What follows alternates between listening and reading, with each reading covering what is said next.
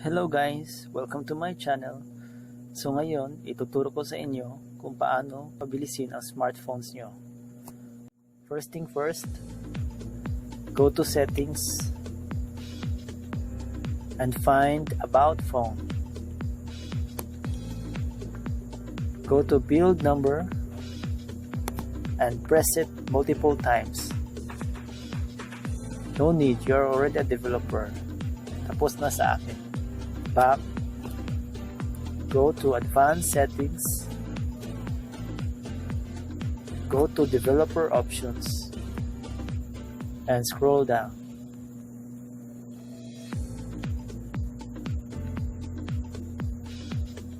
Ito, window animation, transition animation, animator duration.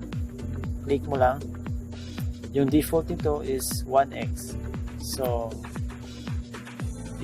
click mo lang animation off, transition, animation off, animator duration off, and last thing dito sa ibaba, go to background process limit.